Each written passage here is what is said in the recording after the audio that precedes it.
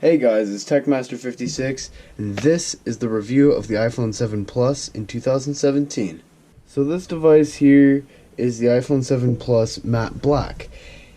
It has some amazing features, and may I mention the speed. So the speed, just to start off with, matches up to the Note 8, the S8, the S8 Plus, and you know, I could go on naming a bunch of Android phones that is either faster than or as fast as. The OnePlus 5T is faster than this by a bit, and the Razer phone is ever so slightly, by a couple points in Antutu benchmark, it is slightly faster. But other than that, the phone matches up to everything 2018 is going to bring. So, first, let's start with camera for the actual specs. So that's a 12 megapixel camera, and it's a dual lens. They both shoot 4K. This one is telephoto, and this one's just your regular, more wide-angle lens. And that setup is used to create the portrait mode effect, which is easily able to stack up to some very nice DSLR cameras. And I'm going to show you that real quick. It'll pop up on the screen right now. I took a picture of my Goal Zero speaker right there. And oh my gosh, it is just so crisp where you want it.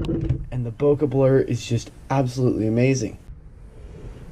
So another great thing about this phone is the speakers. The speakers are nice and loud, and the thing is about them is there's one here and one here.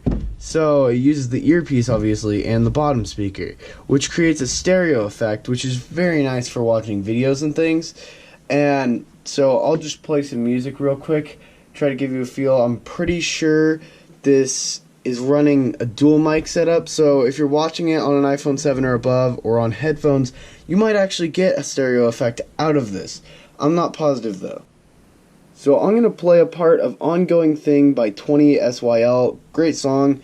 I'm going to see if that gives you a feel for the amount of bass, or you know, how tinny it is by perspective.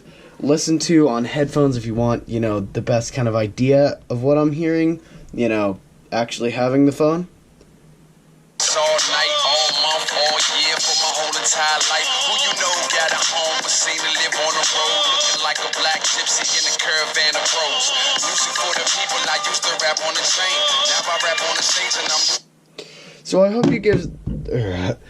hope that gives you a good kind of perspective as to what the phone sounds like. It's pretty loud, but the next thing I'm going to want to probably go into is the actual benchmark scores for the graphics processing unit and the central processing unit. So in the Antutu benchmark, my device got 175,436. To most people, that means absolutely nothing. But to give anybody some perspective, it's just a bunch of tests that are added up, and it's how fast your device can do them. So it kind of just runs a bunch of things that make your device render like a bunch of video, and then like there's playback, there's off-screen playback, there's just a bunch of things that adds up to this number. And I will show you all those things split together right now. This is my device in all the split segments compared to the iPhone 8. The iPhone 8 beats it in a lot of ways, because obviously it's Apple's new processors and, you know, the stuff they just came out with. The iPhone 8 gets 211,150 compared to my 175,000. So obviously it's not a whole lot better, but quite a bit better. But if you realize in the 3D garden rendering test, mine gets a 28,000 and it gets a 17,000, which I find that kind of odd, but I guess that's something it overtakes it in. So that's kind of just the CPU and GPU specs according to Antutu. So the last thing I want to say about this is just the build quality. On the front we have Ion X glass. On the back we have, I'm pretty sure it's called a 6061 alloy. It's just, on my device, it's a matte finish for the, you know, black color, and then the camera lens is sapphire.